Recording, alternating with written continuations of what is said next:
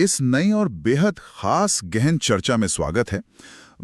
आज हम जिन दस्तावेजों और लेखों के पन्नों को पलटने वाले हैं उनका विषय कोई आम विषय नहीं है। बिल्कुल नहीं, ये बहुत ही अलग है। हाँ, तो हमारे आज के अध्ययन का आधार है कबीर के मार्ग, सत्य, प्रेम और सदाचार। और आज का हमारा मिशन ये समझना है कि संत कबीरदास, जो अपने समय के एक महान संत, बेबाक कवि और निडर समाज सुधारक थे, उनके विचार आज की इस भागदौड़ भरी, जटिल और फिल्टर लगी दुनिया में कितने सटीक बैठते हैं। और ये बहुत जरूरी भी है आज के समय में। बिल्कुल।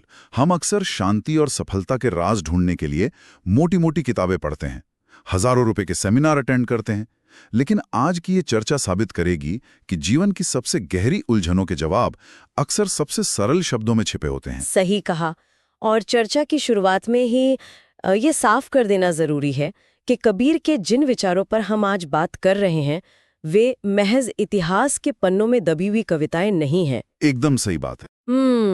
जब हम उनके नजरिए को गहराई से देखते हैं तो समझ आता है कि कबीर असल में मानव स्वभाव, हमारी रोजमर्रा की असुरक्षाओं और इंसान के अहंकार को समझने वाले एक बहुत बड़े मनोवैज्ञानिक थे। मनोवैज्ञानिक, एक बहुत ही दिलचस्प शब्द चुनाया आपने उनके लिए। हाँ, क्योंकि वे केवल 15वीं सदी के समाज से बात नहीं कर रहे थे, वे सीधे मानवीय चेतना से बात कर रहे थे।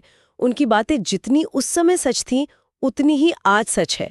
खासकर तब जब हम आज के दौर में 2400 घंटे स्क्रीन से चिपके रहते हैं और खुद को दूसरों से बेहतर साबित करने की होड़ में लगे रहते हैं। यही बात कबीरदास के व्यक्तित्व को इतना बहुआयामी बनाती है। वे एक ही समय में एक रहस्यवादी संत भी थे, कमाल के कवि भी थे और एक ऐसे समाज सुधारक भी थे जो किसी की परवाह किए बिना सच बोलने का मादा रखते थे। बिल्कुल। लेकिन जिस चीज ने मुझे इस पूरे अध्ययन में सबसे ज्यादा खींचा वो है उनका संवाद करने का तरीका। मेरा मतलब है उनकी सरल भाषा। हाँ, उनकी भाषा की तो बात ही अलग है। जानबूझकर एक दीवार खड़ी कर रहे हो ताकि केवल कुछ खास लोग ही उन्हें समझ सके, है ना? एकदम सही। लेकिन कबीर ने जीवन के सबसे बड़े और गहरे सच इतनी आम बोलचाल की भाषा में कह दिए कि वे सीधे सड़क पर चलने वाले इंसान के दिल में उतर गए। ठीक है, चलिए इससे थोड़ा विस्तार से समझते हैं। ये सरलता इतनी प्रभावशाली कैसे हो सकती है? ये बहुत ही शानदार सवाल है। सच तो ये है कि सरलता हासिल करना दुनिया का सबसे मुश्किल काम है।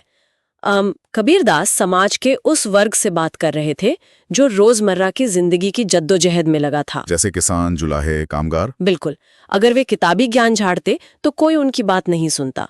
उन्होंने जानबूझकर अपनी वाणी में जीवन को सही दिशा देने वाली बातों को और अच्छे आचरण की सीख को इस तरह पिरोया कि वो एक गीत की तरह लोगों की जुबान पर चढ़ जाए। उन्होंने जटिल विचारों को रोजमर्रा की जिंदगी से जोड़ दिया। हाँ, जब आप कोई बात बहुत जटिल तरीके से कहते हैं तो वो दिमाग तक पहुंचती है, लेकिन जब आप उसे सीधे और सच्चे शब्दों में कहते हैं तो वो सीधा आत्मा पर असर करती है। उनकी सरलता ही उनका सबसे बड़ा हथियार था। उन्होंने दिखावे वाले ज्ञान को किनारे करके अनुभव वाले ज्ञान को सामने रखा। अनुभव वाला ज्ञान, बिल्कुल।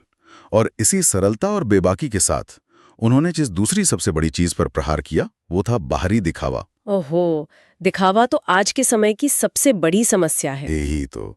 आज हम जिस दौर में जी रहे हैं वहां तो दिखावा ही सबसे बड़ी करेंसी बन गया।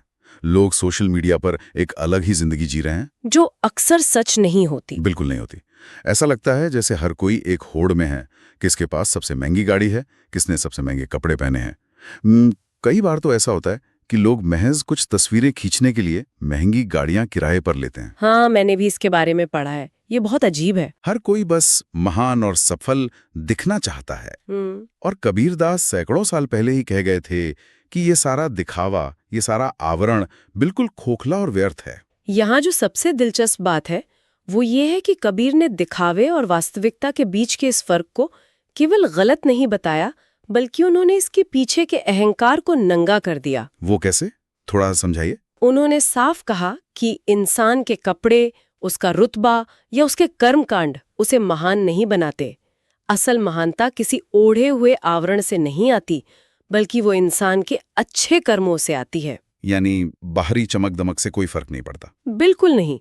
जब ईमानदारी और प्रेम आपके जीवन का आधार बनते हैं, तब आपके कर्म खुद ब खुद शुद्ध हो जाते हैं।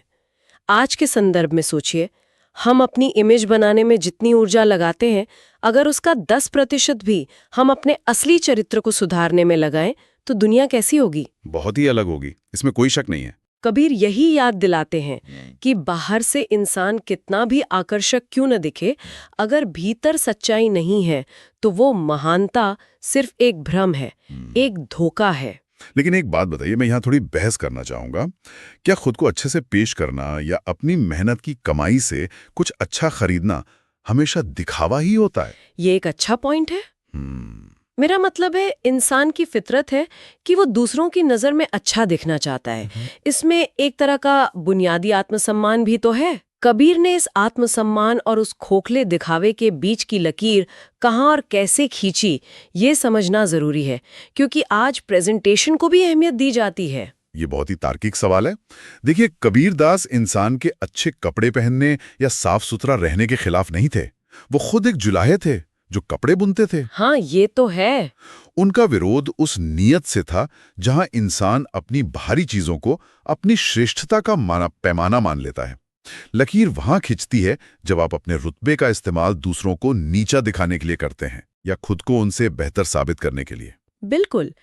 जब आपकी पूरी पहचान ही इस बात पर टिक जाए कि दुनिया आपको कैसे देखती है और आप अंदर से पूरी तरह खाली हों, तब वो खोखला दिखावा बन जाता है। समझ गया। कबीर कह रहे थे कि अपनी कीमत अपने कपड़ों या समाज के दिए गए दर्जे से मत आंको। अपनी कीमत अपने कर्मों और अपने मन की सच्चाई से तय करो। क्या बात है! ये बहुत ही गहराई से सोचने वाला नजरिया है। और जब हम श्रेष्ठता साबित करने और अहंकार की बात करते हैं, तो कबीर के विचार एक और बड़ी सामाजिक बुराई की तरफ मुड़ जाते हैं, भेदभाव। हाँ, ये उनका एक बहुत ही मजबूत पक्ष था। कबीरदास ने जाति पाति, ऊंच नीच और धर्म के नाम पर बटे हुए समाज को पूरी तरह से नकार दिया था। उन्होंने समानता का कट्टर समर्थन किया। जरा सोचिए, आज भी हम इन चीजों से पूरी तरह आजाद नहीं हो पाए हैं। दुर्भाग्य से ये सच है। और सैकड़ों साल पहले एक व्यक्ति इतनी हिम्मत के साथ सरेआम कह रहा था कि समाज द्वारा बनाई गई ये सारी दीवारें छूटी हैं। अगर हम इसे बड़े परिप्रेक्ष्य से जोड़कर देखें, तो ये बात केवल उस जमाने के समाज की आलोचना नहीं थी। ये इंसानियत का एक ऐसा सिद्धांत था जो हर दौर में लागू होता है। कबीर ने बहुत साफ शब्दों में यह स्थापित किया कि सभी मनुष्य एक समान है, कोई ऊंचा या नीचा नहीं है। बिल्कुल। जब कोई ये मान लेता है कि केवल इंसान के कर्म ही उसकी महानता तय करते हैं, तो जन्म या जाति के आधार पर किसी को नीचा मानने का पूरा ढांचा ही ताश के पत्तों की तरह ढह जाता है। और आज के कॉर्पोरेट स्ट्रक्चर या सोशल स्टेटस को ही देख लीजिए, हम आज भी अदृश्य दीवारें बनाकर बैठे हैं। हाँ, कबीर समाज को ये समझाना चाहते थे कि जिन चीजों पर हम इतना गुरूर करते हैं, उनका मानवीय अस्तित्व की असली सच्चाई से कोई लेना देना ही नहीं है। ये एक बेहद क्रांतिकारी विचार था जिसने उस समय के सत्ताधारियों की नींद उड़ा दी होगी। उनकी निडरता का तो कोई जवाब ही नहीं है। और अपनी इस निडरता को वे जिन छोटे छोटे दोहों में पिरोते थे, वे मानो ज्ञान के छोटे छोटे कैप्सूल हैं। हाँ, उनकी बात सीधे दिल पे लगती थी। एक ऐसा ही बेहद मशहूर दोहा है जिस पर मैं चाहूंगा कि हम थोड़ी गहराई से बात करें। ये हम सब ने बचपन में कभी न कभी सुना है, बुरा जो देखन में चला, बुरा न मिलिया कोई, जो मन खोजा अपना, मुझसे बुरा न कोई। ये मेरा पसंदीदा दोहा है। अगर हम इसका सीधा अर्थ निकालें तो कबीर कह रहे हैं कि जब मैं दुनिया में बुरे लोगों को ढूंढने निकला तो मुझे कोई बुरा इंसान नहीं मिला, लेकिन जब मैंने अपने खुद के मन के अंदर झांक कर देखा तो मुझे एहसास हुआ कि मुझसे बुरा तो कोई है ही नहीं। और हम अपनी असल जिंदगी में रोज यही तो करते हैं। बिल्कुल। हमारी आंखें हमेशा इस बात की तलाश में रहती हैं कि सामने वाले में क्या कमी है, बॉस कैसा है, पड़ोसी कैसा है, लेकिन हम कभी आईने में खुद को उस नज़र से नहीं देखते। यहाँ बात सच में बहुत दिलचस्प हो जाती है।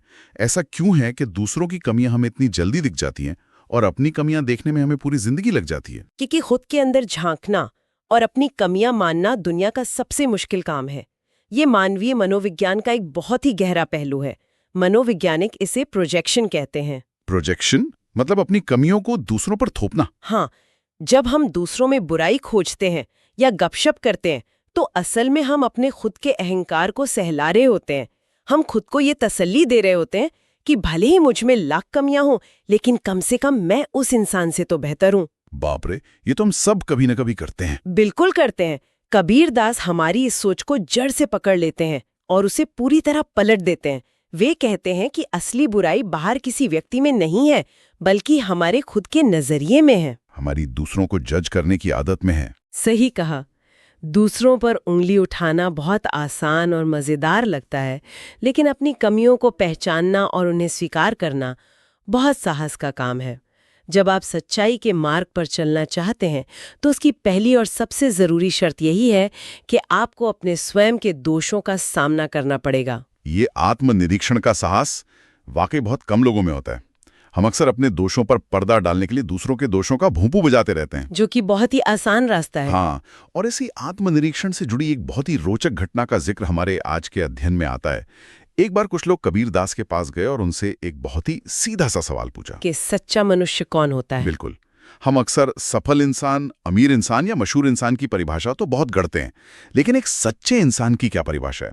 इस पर कबीर का जो उत्तर था वो उनके पूरे जीवन दर्शन का निचोड़ है। और वो उत्तर इतना सटीक है कि आज की किसी भी आधुनिक मैनेजमेंट या लाइफ कोचिंग क्लास से कहीं ज्यादा गहरा है। तो जरा हमारे सुनने वालों को बताइए कि वे 3 स्तंभ कौन से थे जो कबीर ने बताए। कबीर ने सच्चे मनुष्य के 3 मुख्य स्तंभ बताए। पहला स्तंभ, जो व्यक्ति हमेशा सच बोलता है।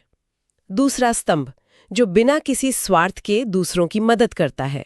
और तीसरा, जो सबसे अहम है, जो अपने मन को साफ रखता है। ये सुनने में बहुत आसान लगता है, लेकिन असल जिंदगी में इसे उतारना बहुत मुश्किल है। अगर हम इन तीनों का विश्लेषण करें तो ये सिर्फ एक आदर्श इंसान की नहीं, बल्कि एक संतुलित और शांत जीवन की रूपरेखा है। सत्य बोलना आपके शब्दों की शुद्धता है, दूसरों की मदद करना आपके कर्मों की शुद्धता है, और अपने मन को साफ रखना आपके विचारों की शुद्धता है। बिल्कुल। जब तक ये तीनों चीजें एक सीध में नहीं होती, तब तक कोई इंसान खुद को सच्चा मनुष्य नहीं कह सकता। तो इस सब का असल में क्या मतलब है? मान लीजिए कोई इंसान हमेशा सच बोलता है, लेकिन वो इतना कड़वा सच बोलता है कि दूसरों को सिर्फ तकलीफ ही पहुंचती है और वो कभी किसी की मदद नहीं करता। तो वो सच्चा मनुष्य नहीं है। या फिर इसका उल्टा लें, कोई इंसान बहुत दान पुण्य करता है, लोगों की मदद करता है, लेकिन उसके पीछे उसका मकसद सिर्फ समाज में नाम कमाना या चुनाव